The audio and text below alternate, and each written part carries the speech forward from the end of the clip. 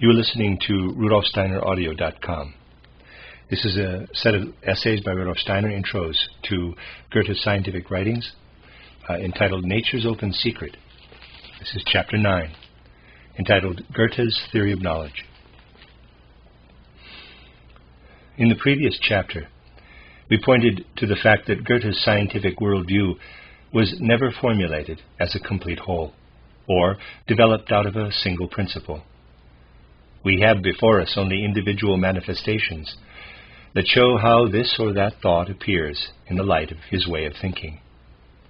This is true of his scientific works, and of the brief indications he gives about one concept or another in his verses in prose, and in letters to his friends. The artistic formulation of his worldview, finally, can be found in his poetic works, which also offer the most diverse clues to his basic ideas. But in admitting without reservation that Goethe never expressed his basic principles as a coherent whole, we in no way intend to validate the claim that his worldview fails to spring from an ideal center that can be formulated in a rigorously scientific way. Let us be clear about the matter before us. What worked in Goethe's spirit as the inner driving principle in all his creations, permeating and enlivening them, could not be manifested as such. Because it permeated all of his works, it could not, at the same time, appear in his consciousness as a separate entity. If this had been the case, then it would have had to appear before his mind as something complete and at rest, instead of being actively at work, as it actually always was. The task of Goethe's interpreter is to follow the diverse activities and manifestations of this principle in their constant flow, in order to then sketch its ideal contours as a coherent whole. We will only see Goethe's exoteric works in their true light when we succeed in a clear and precise formulation of the scientific meaning of this principle, and develop its various aspects with scientific consistency, because we will then be able to view them as they evolve out of a common center. Footnote: Steiner is applying Goethe's method to Goethe's own works. Compare my discussion of Goethe's genetic method in Section 5. I won't be reading that article by the editor, John Barnes, so you'll need to buy this book, I'm afraid. Sorry, end of footnote. This chapter will deal with Goethe's theory of knowledge, his epistemology. Before we consider Goethe's relationship to this science, we must briefly touch on a certain confusion regarding its task that has unfortunately persisted since Kant. Kant believed that philosophy before him had strayed by seeking to know the essential nature of things, without first asking how such knowledge is possible in the first place. He saw the fundamental malady of all philosophizing that preceded him in the fact that thinkers thought about the nature of an object before examining our human cognitive capacities. He therefore proceeded to examine this fundamental philosophical problem, thereby inaugurating a new trend in thought. Philosophy based on Kant has since focused untold cognitive power on this question, and in philosophical circles today, an approach to its solution is sought more than ever. As a result, however, epistemology, which has become the central scientific question of the day, is assumed to be no more than a comprehensive answer to the question, how is knowledge possible? Applied to Goethe, the question would then be, how did Goethe conceive of the possibility of knowledge? On closer examination, however, we find that the answer to this question cannot possibly be the starting point for a theory of knowledge. For if I ask how something is possible, then I must have already examined the nature of the thing itself. But what if the concept of knowledge held by Kant and his followers, about which they ask whether it is possible or not, proved to be wholly untenable? What if it could not withstand penetrating criticism? What if our cognitive process were something quite different from Kant's definition of it. His whole work in this field would then be worthless. Kant simply took for granted the commonly accepted concept of knowing, and then inquired into its possibility. According to this concept, knowing is the depiction of a reality that exists in itself, outside our consciousness. We cannot, however, determine the possibility of knowing before we have found out what knowing is. Thus, the question, what is knowing, becomes the primary concern for any theory of knowledge. It will therefore be our task to show how Goethe conceived of knowing. Footnote, this question, what is the nature of knowing or cognition, is probably most directly dealt with by Rudolf Steiner in his title, Intuitive Thinking as a Spiritual Path, a Philosophy of Freedom, previously translated as the Philosophy of Spiritual Activity. Editor, end of footnote. The formation of a particular judgment, or the recognition of a fact or series of facts, something that for Kant we can already call knowledge, is not yet knowing in Goethe's sense.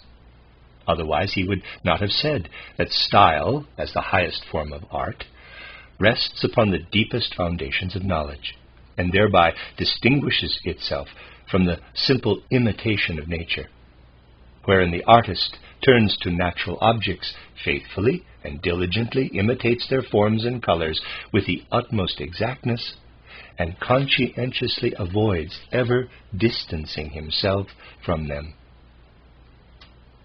This distancing oneself from the sense world, in its immediacy, is characteristic of Goethe's view of genuine knowing. What is immediately given is experience. In our knowing, however, we create a picture of the immediately given, which contains significantly more than what the senses, the mediators of all experience, can provide. In order to grasp nature in the Goethean sense, we must not hold on to it in its immediate factuality. Rather, nature must reveal itself through the process of cognition as something essentially higher than what appears at first sight. The school of John Stuart Mill assumes that all we can do with experience is simply to categorize various things into groups and then retain them as abstract concepts. Footnote, John Stuart Mill, 1806 to 1873, English empiricist, philosopher, and social thinker. Editor, end of footnote. This, however, is not true knowing, for Mill's abstract concepts merely summarize what presents itself to the senses with all the qualities of immediate experience. True knowing must acknowledge that the immediate form of the given sense-perceptible world is not yet its essential form, which reveals itself to us only in the process of knowing. Knowing must provide us with what sense experience withholds, but which is nevertheless real. Mill's knowing is not true knowing, because it is only an elaborated experience of the senses that allows things to remain as our eyes and ears convey them to us. It is not that we should go beyond the realm of experience and lose ourselves in a world of fantasy, as the metaphysicians of earlier and more recent times loved to do. Rather, we should progress from experience as given to the senses to a form of experience that satisfies our reason. A new question now arises. What is the relationship between unmediated experience and the picture of experience that arises in the process of knowing? We will first answer this question independently, and then show that our answer also follows from Goethe's worldview. Initially, the world presents itself to us as a multiplicity in space and time. We perceive particulars separated in space and time. This color here, that form there, now this tone, now that noise, and so on. Let us first take an example from the inorganic world and distinguish with great precision between what we perceive with our senses and what arises through the cognitive process. We see a stone flying toward a pane of glass, breaking through it, and finally falling to the ground. We ask, what is given here as immediate experience? A sequence of visual perceptions proceeding from the places successively occupied by the stone, a series of sound perceptions as the pane shatters the flying of glass fragments, and so on. Unless we want to deceive ourselves, we will have to say that nothing further is presented to our immediate experience than this incoherent aggregate of perceptions. The same rigorous delimitation of the immediately perceptible, of sense experience, can also be found in Volkelt's excellent treatise on Kant's theory of knowledge, which is among the best that modern philosophy has produced. Footnote, Johannes Emanuel Volkelt, 1848 to 1939, title, I'll give it a shot, Kants Erkenntnistheorie, ihren Grundprinzipien nach analysiert, Kant's theory of knowledge, analyzed according to its basic principles, Hamburg, 1879, editor. End of footnote. But it is impossible to see why Volkelt regards discrete perceptual images as mental pictures, and thereby precludes the possibility of objective knowledge from the very start. Footnote, the term mental picture is used by Steiner for what emerges from the process of cognition as the synthesis of percept and concept. Editor, end of footnote. Let me read that sentence again. But it is impossible to see why Volkelt regards discrete perceptual images as mental pictures, and thereby precludes the possibility of objective knowledge from the very start. It is definitely a preconception to regard immediate experience as a totality of mental pictures. If I have some object before me, I see its form and color, I perceive a certain hardness, and so on. I do not know, initially, whether this aggregate of images given to my senses is something external to me, or whether it is a mere inner representation. Just as little as I know at first, without thoughtful consideration, that the warmth of a stone is the result of the warming rays of the sun, just as little do I know what the relationship is between the world given to me and my capacity to form mental images. Volkelt places at the beginning of his epistemology the proposition, quote, that we have a multiplicity of mental pictures of various kinds, close quote. That a multiplicity is given to us is correct. But how do we know that this multiplicity consists of mental pictures? Indeed, Volkelt does something quite inadmissible when he first asserts that we must ascertain what is given to us by immediate experience, and then presupposes something that cannot be a given, that the world of experience is a world of mental pictures. The moment we make such a presumption, we are forced to ask the epistemologically incorrect question characterized above. If our perceptions are mental images, then all our knowledge is of mental images. And the question arises, how is it possible for a mental image to coincide with the object it is supposed to represent? But does any real science ever deal with this question? Consider mathematics. Given a figure formed by the intersection of three straight lines, a triangle, the three angles alpha, beta, and gamma maintain a constant relationship. Together they make a straight angle or two right angles. This is a mathematical statement. What is perceived are the angles alpha, beta, and gamma. The above cognitive judgment is reached on the basis of thoughtful consideration. This judgment establishes a relationship between three perceptual images. There is no question of reflecting about any object behind the mental picture of the triangle. Footnote: Rudolf Steiner implies here that our mental picture of the triangle already includes our perceptions of the angles, and that we therefore feel no need to ask about a thing in itself beyond what we have apprehended as a mental picture. Editor, end of footnote. So it is with all sciences.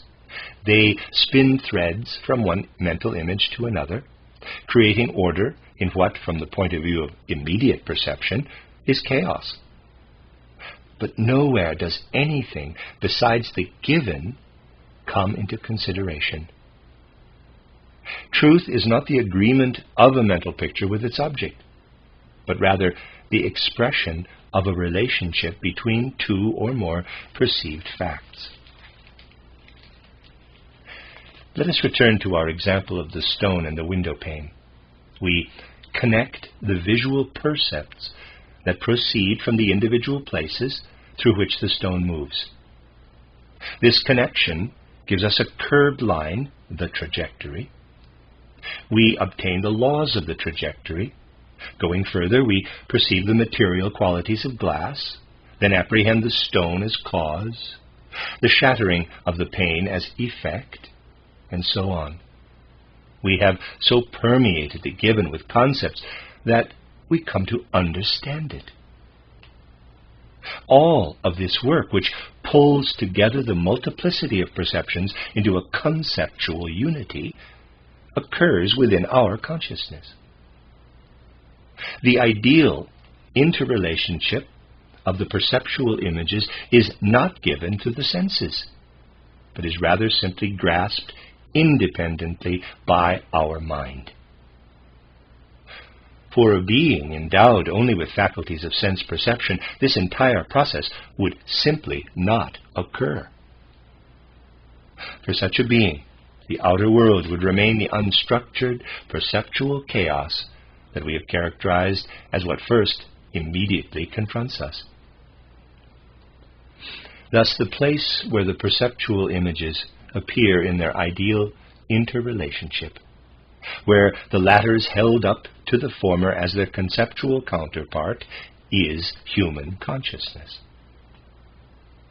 The fact that this conceptual, lawful interrelationship, in its substantial aspect, is produced in our consciousness does not mean that it is subjective with respect to its significance.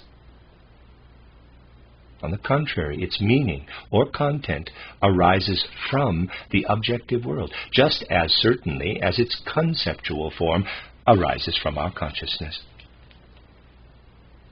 It is the necessary objective complement to the perceptual image.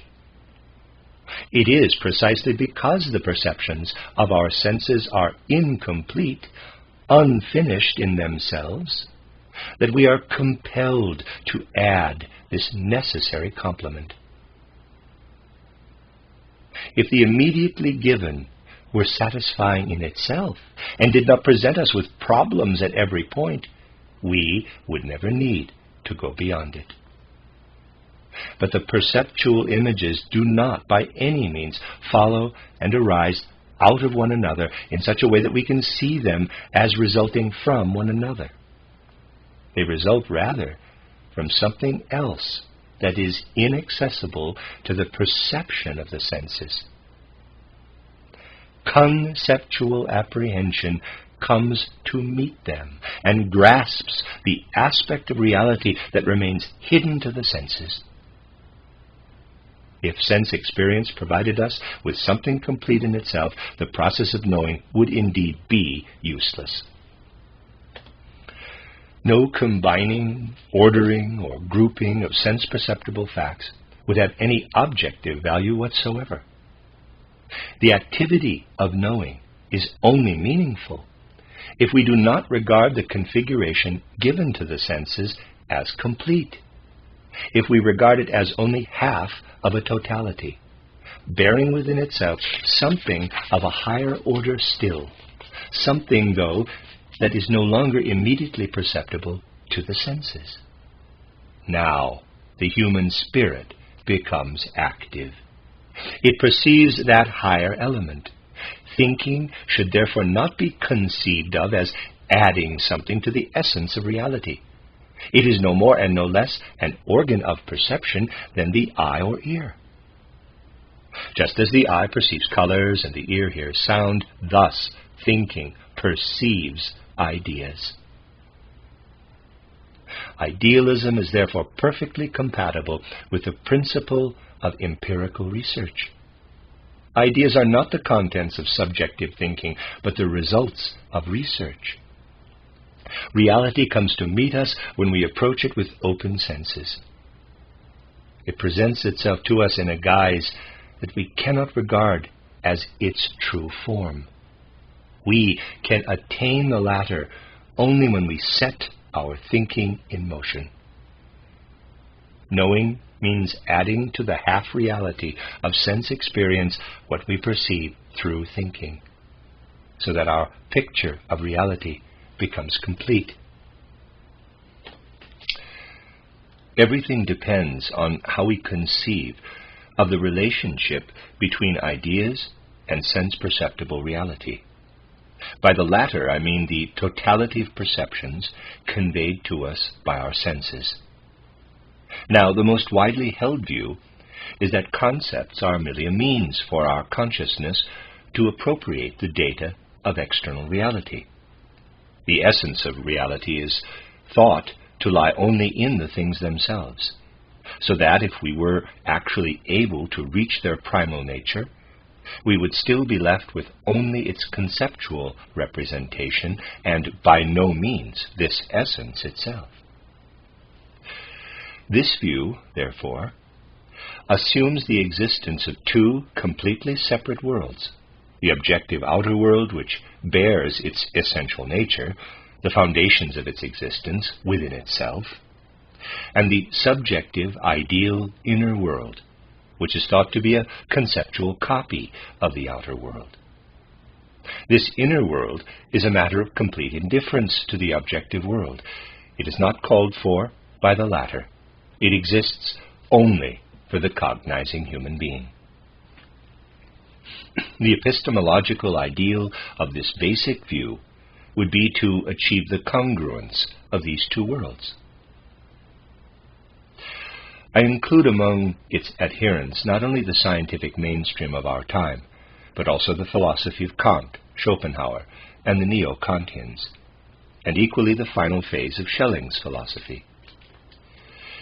These schools of thought all agree in that they seek the essence of the world in a trans-subjective realm, and in that they have to admit from their perspective that the subjective ideal world, which for them is therefore a world of mere mental representations, has no meaning for reality itself, but only and exclusively for human consciousness.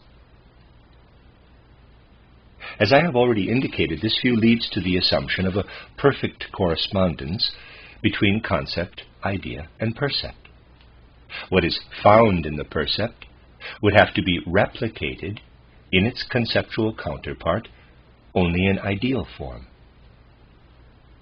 With respect to their essence, both worlds would have to coincide completely. The conditions of space-time reality would have to repeat themselves exactly in the idea, except that instead of the perceived spatial extension, shape, color, and so on, the corresponding mental pictures would have to be present. If, for example, I saw a triangle, I would have to follow its contours, size, the inclination of its sides, and so on, in my thoughts, and create a conceptual photograph of it for myself.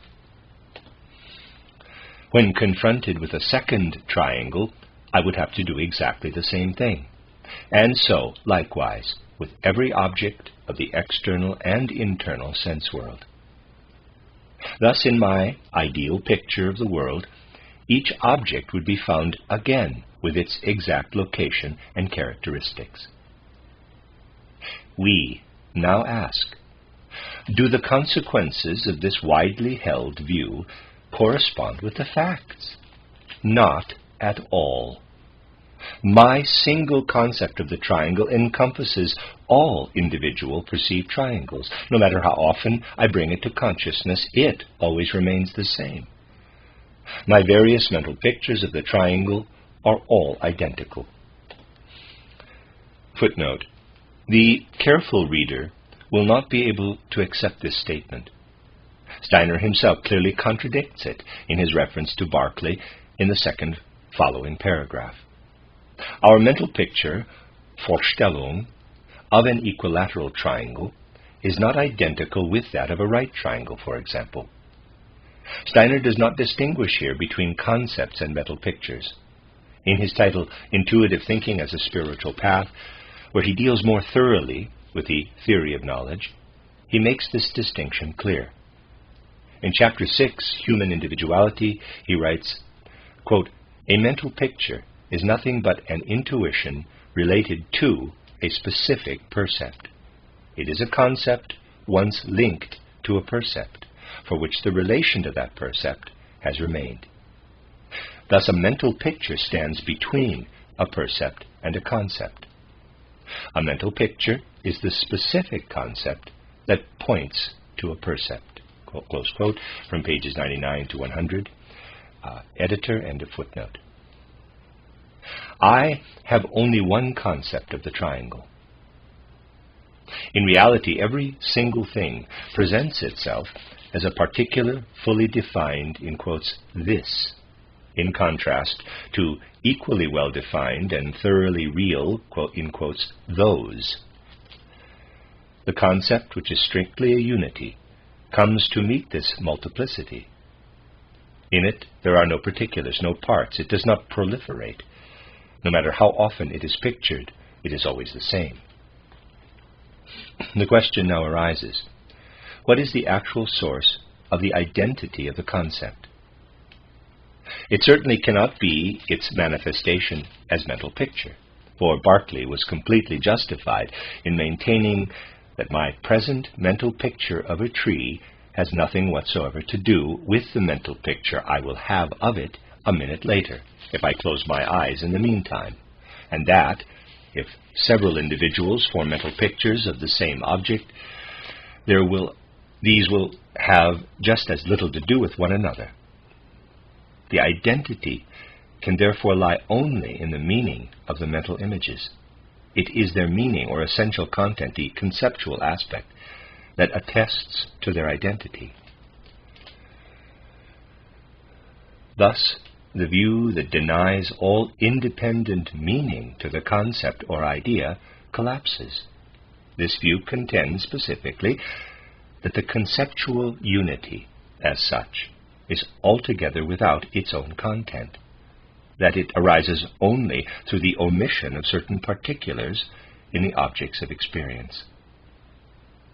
The common elements, however, are emphasized and incorporated into our intellect so as to achieve a convenient grasp of the multiplicity of objective reality by embracing it with the fewest possible general terms, that is, according to the principle of the least expenditure of energy.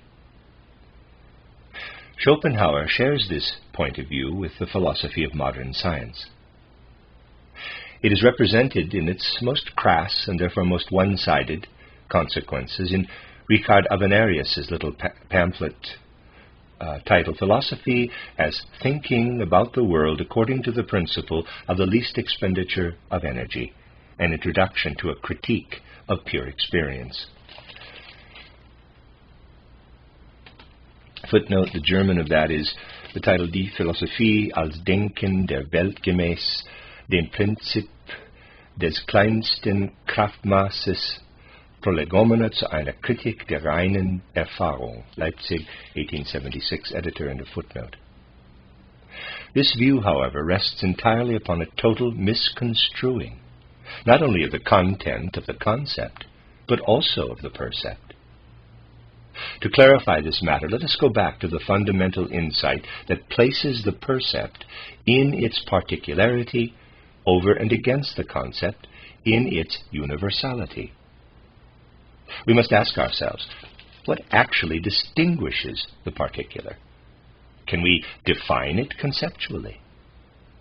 Can we say that a conceptual unity can be broken down into such and such particular perceptual multiplicities? Certainly not. The concept itself has nothing to do with the particularity. This particularity, therefore, must consist of elements that are inaccessible to the concept as such.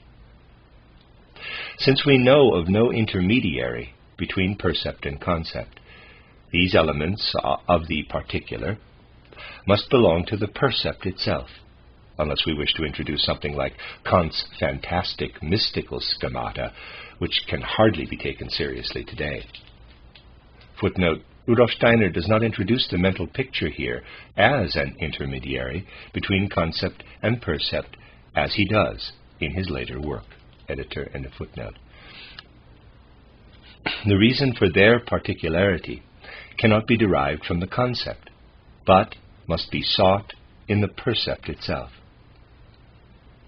What constitutes the particularity of an object cannot be grasped conceptually, but only perceived.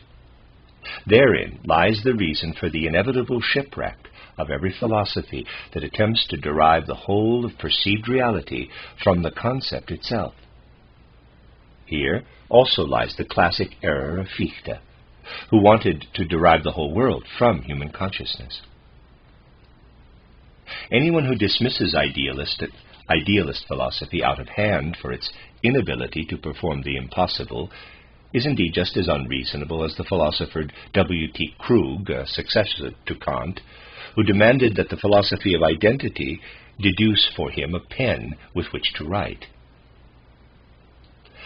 What actually distinguishes the percept from the concept is essentially just this element that cannot be conceptualized, but must simply be experienced. Thus concept and percept stand juxtaposed as two different aspects of the world that are nevertheless identical in their essential nature. And because, as we have shown, the percept calls for the concept, it follows that its essence lies not in its particularity, but in its conceptual universality. With regard to its appearance, however, this universality must first be found in the subject. For while it cannot be derived from the object, it can indeed be found by the subject as the latter investigates the object.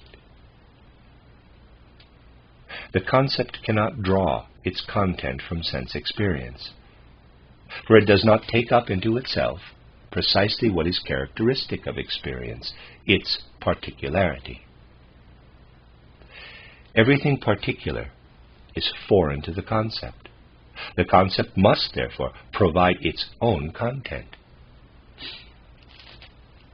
It is commonly said that the object of experience is individual, vivid perception, whereas the concept is abstract and, compared to the content-filled percept, poor, paltry, empty. The richness of these differentiated sensory particulars is sought in their number, which, because of the infinitude of space, can be infinitely great. But the concept is not therefore less fully defined, for here number is replaced by qualities. And just as quantities are not to be found in the concept, the percept lacks dynamic qualitative character. Footnote: the dynamic qualitative aspect of the concept arises through our inner participation.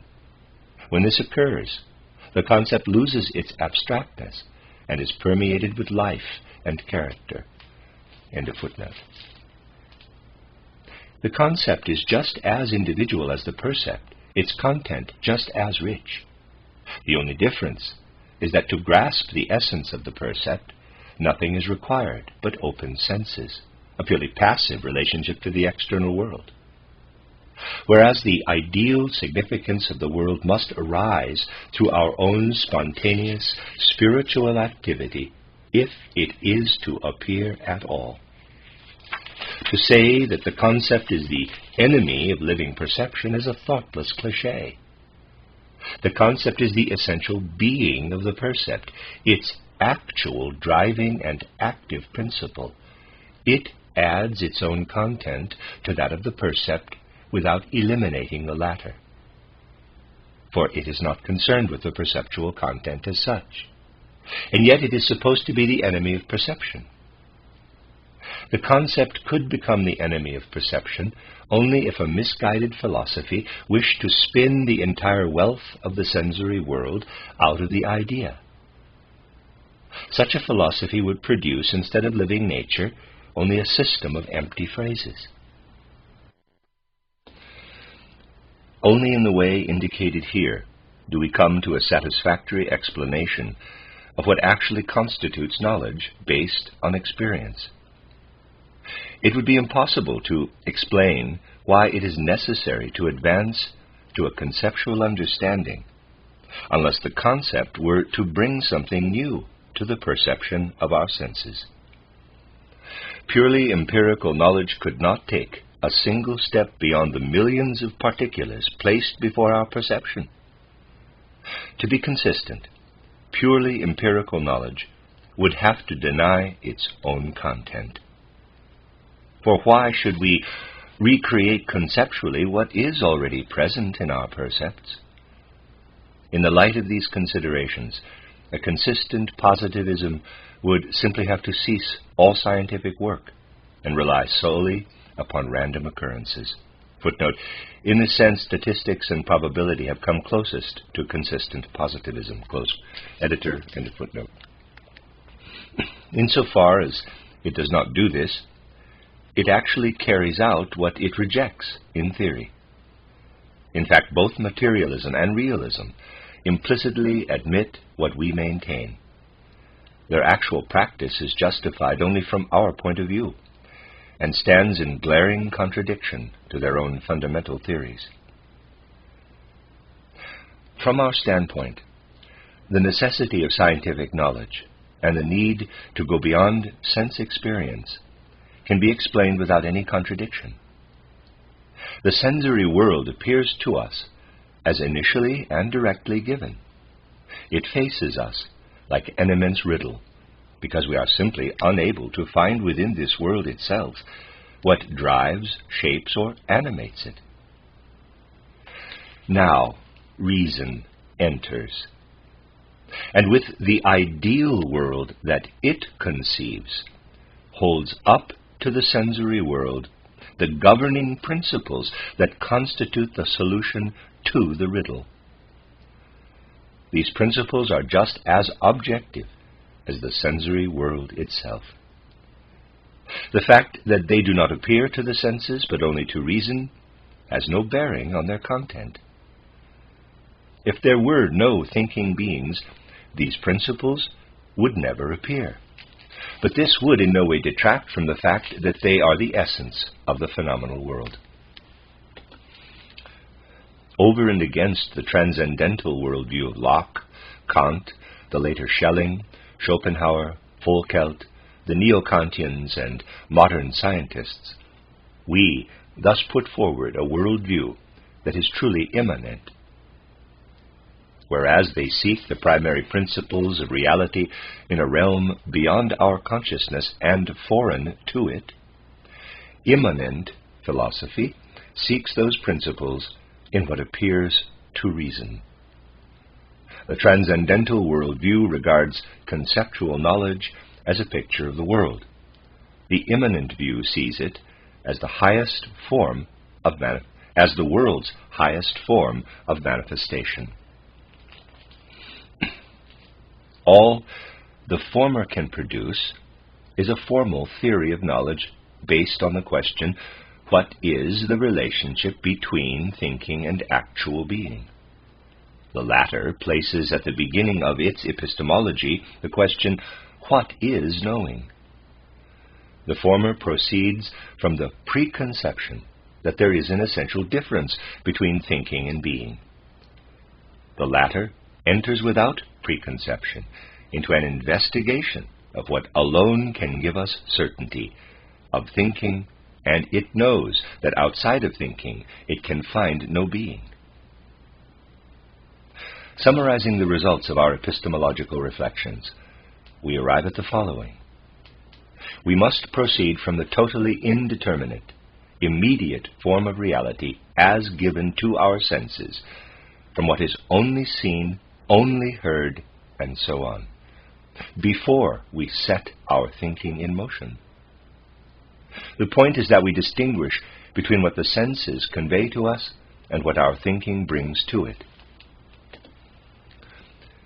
The senses do not tell us that there are any particular relationships between things. For example, that this is the cause and that the effect. For the senses, all things have equal importance for the structure of the world. Thoughtless observation does not indicate that a seed is at a higher level of complexity than a grain of dust on the road. As far as the senses are concerned, if they look alike, they are both of equal significance. At this level of observation, Napoleon is no more important to world history than a peasant in some backwater village. This is as far as present-day epistemology has progressed.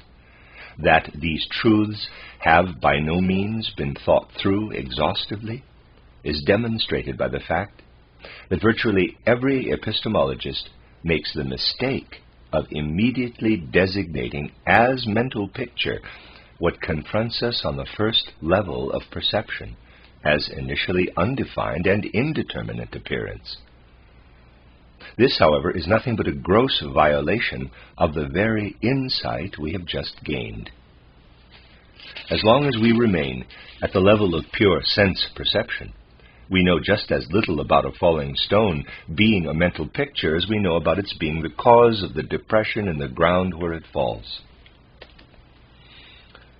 We can arrive at this latter judgment only through thoughtful consideration, and only through reflection could we arrive at the insight that the world given to us is a mere mental picture, assuming this is true. My senses give me no clue as to whether what they convey is an actual being or merely a mental picture. The sensory world bursts in upon us instantaneously, as though fired from a pistol. If we want it in its purity, we must refrain from attaching to it any qualifying attributes. We can only say one thing, that it confronts us, it is given to us. This says nothing at all about this sensory world itself. Only by proceeding in this manner can we avoid interfering with an unbiased assessment of what is given. This freedom from prejudice is lost if, from the very start, we attach a particular characterization to what is given. If, for example, we say that the given is a mental picture, then our entire inquiry will be based on this presupposition. We would not thereby be providing an unbiased theory of knowledge, but would rather be answering the question, what is knowing, under the presupposition that what is given to the senses is a mental picture. This is the fundamental error of Foucault's epistemology. At the beginning, he establishes the rigorous requirement that all theory of knowledge be free from presupposition. But he then goes on to assert that we have a multiplicity of mental pictures. Thus his theory of knowledge is only an answer to the question, how is knowing possible, if we assume that the given is a multiplicity of mental pictures? Our approach is quite different. We take the given as is, as a multiplicity of something or other, which will reveal itself to us if we allow ourselves to be carried along by it. By allowing the object itself to speak, we thus have the prospect of gaining objective knowledge. We can hope that the phenomenon that presents itself to us will reveal everything we need, providing we do not allow some obstructive prejudice to block the free access of its proclamations to our power of judgment. For even if reality should forever remain a riddle to us, knowing such a truth would have value only if it were gained by reference to actual things. It would be totally meaningless, on the other hand, to maintain that our consciousness is constituted in such a way that we are unable to reach any clarity regarding the things of the world. Whether our spiritual capacities are adequate to grasp the nature of things, this we must test ourselves in connection with these things themselves. I may possess the most perfect mental capacities, but if things reveal nothing about themselves, my gifts are useless. And conversely, even if I know that my powers are slight, this in itself does not yet tell me that they are not, nevertheless, sufficient to know things. We have also come to see that what is immediately given in the form characterized above leaves us unsatisfied. It presents a challenge, a riddle that needs to be solved. It says to us, I am here, but I do not appear to you in my true form. As we hear this voice from without, with growing awareness that we are facing a half-reality, an entity whose better side remains concealed from us, there announces itself from within us the activity of the organ through which we attain knowledge of the other side of reality, through which we are able to complement the given half and thus create a whole. We realize that what we do not see, hear, and so on must be supplemented through our thinking. Our thinking is called upon to solve the riddle presented by perception. We will only understand this relationship when we investigate why we are dissatisfied with perceptible reality, yet satisfied with the reality attainable through thinking. Sensory reality confronts us as something finished. It is simply there. We have contributed nothing to its being as it is. We therefore feel ourselves confronted with something foreign that we have not produced. Indeed, we are not even present at its production. We stand before an already existing entity. Yet in order to fully comprehend something, we need to know how it came to be what it is, to follow the steps leading to the thing before us. This is different with our thinking. A thought configuration does not present itself to me unless I myself participate in its coming about. It enters the field of my perception only when I myself raise it out of the dark abyss of imperceptibility. A thought does not appear within me as a finished entity, as does a sense perception.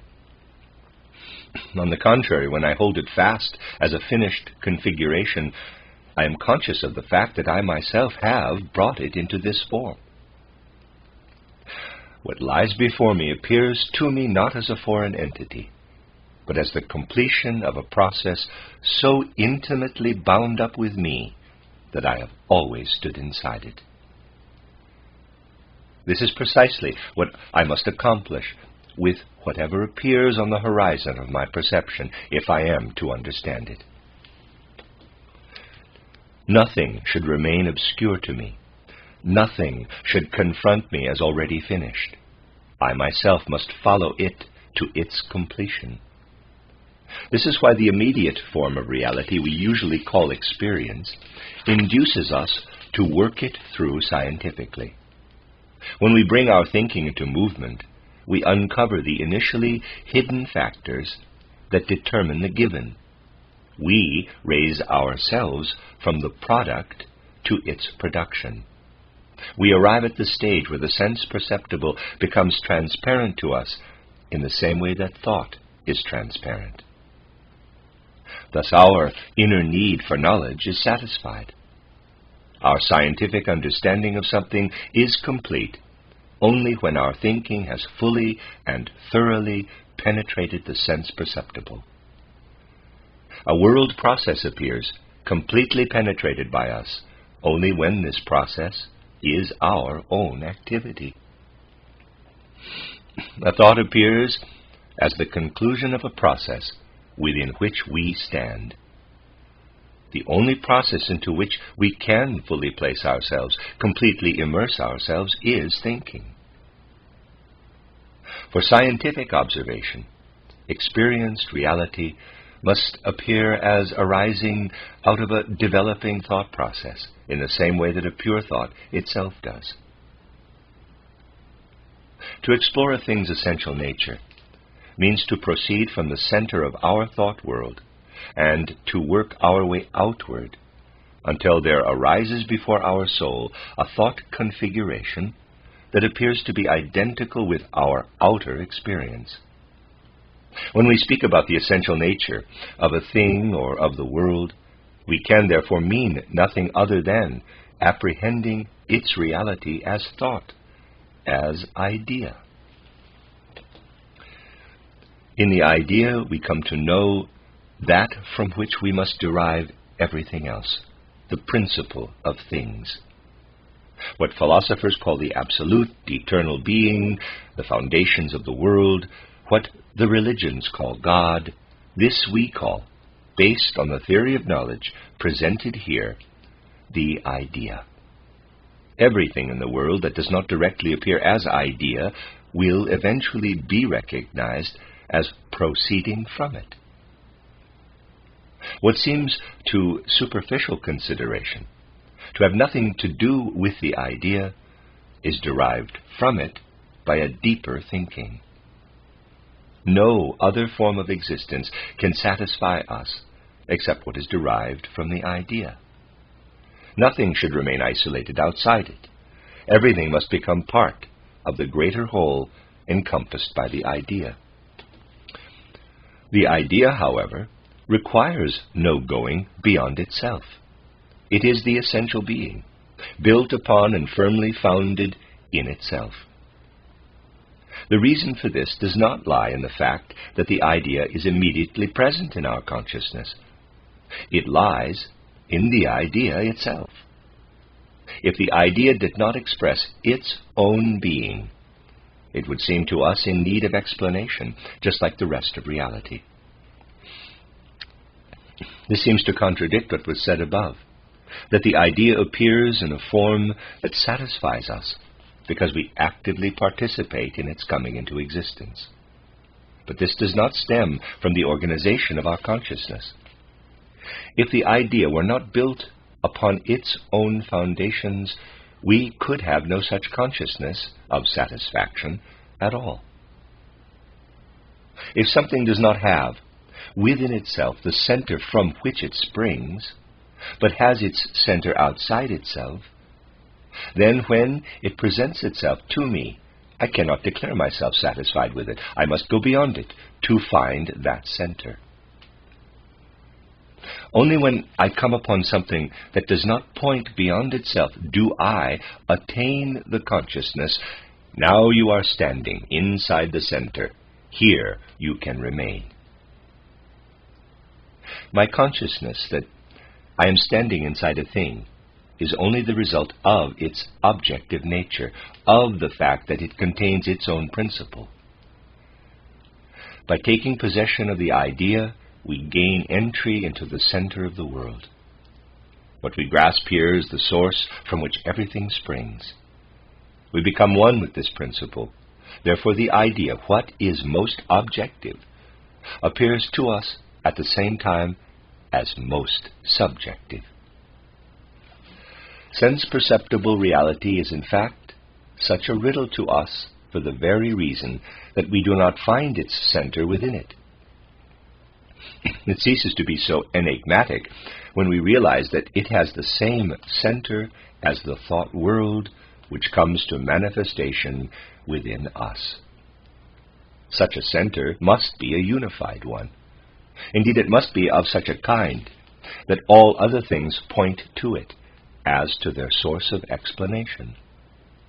If there were several centers to the world, several principles to which it could be known, and if one area of reality pointed to this world principle, another area to that one, then as soon as we found ourselves in one such area, we would be directed to its center only.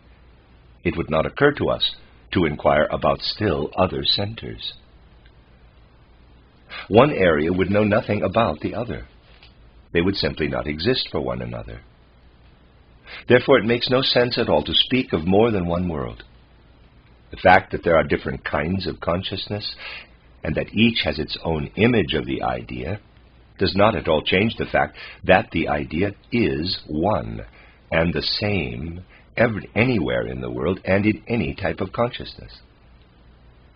The idea content of the world is based on its own foundations. It is complete and perfect within itself.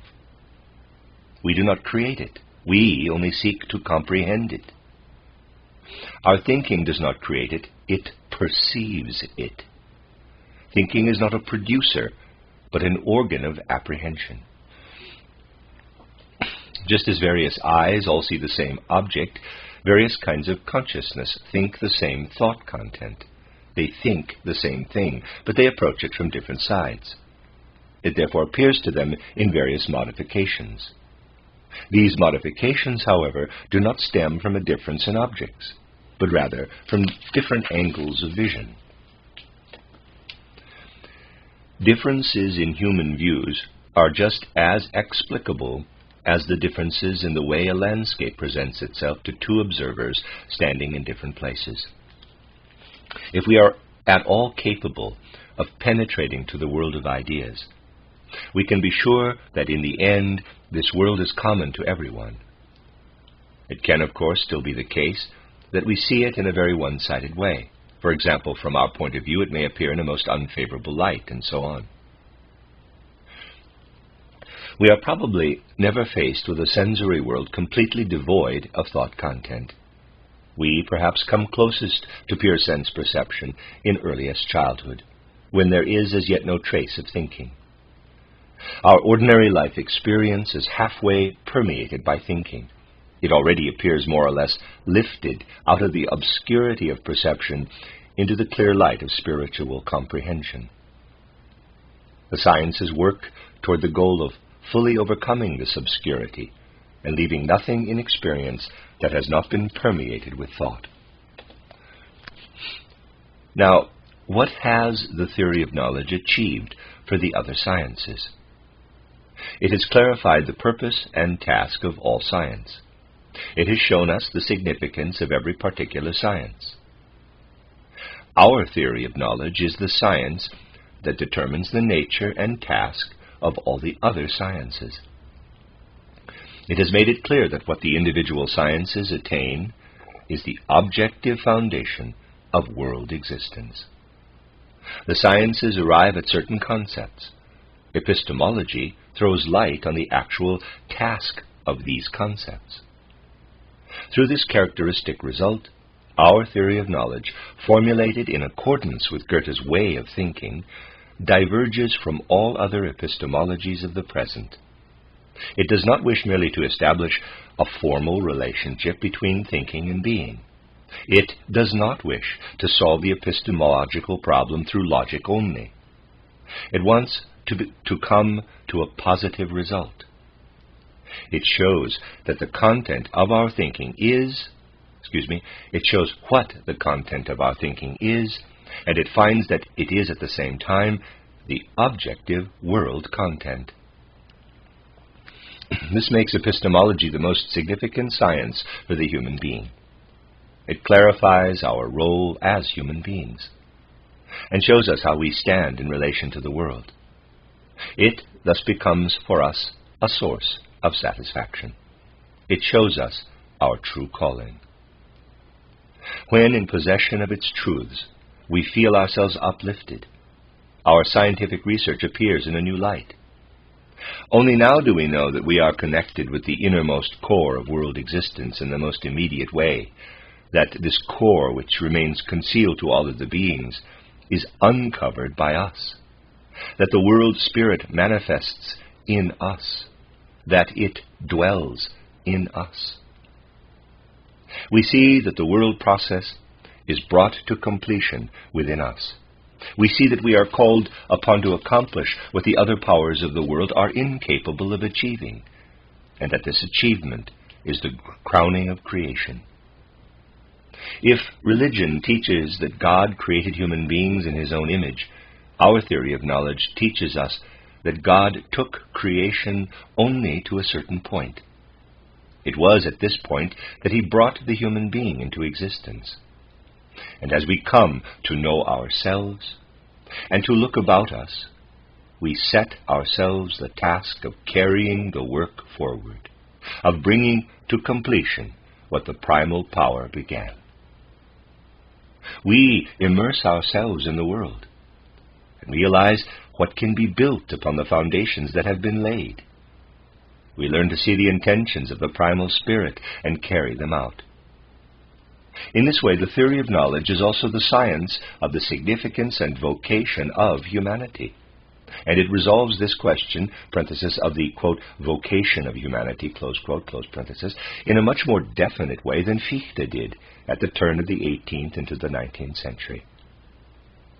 In no way can we gain from the book of that powerful mind the same full satisfaction that can be derived from a genuine theory of knowledge. It is our task to work upon individual existence so that it appears to proceed from the idea, so that its particularity is fully sublimated and merges with the idea into whose element we feel ourselves transported. Our spirit has the task of forming itself in such a way that it acquires the ability to see through all given external reality, so that this reality appears to proceed from the idea. We must endeavor to become tireless workers in transforming every object of our experience until it presents itself as a part of our ideal world picture.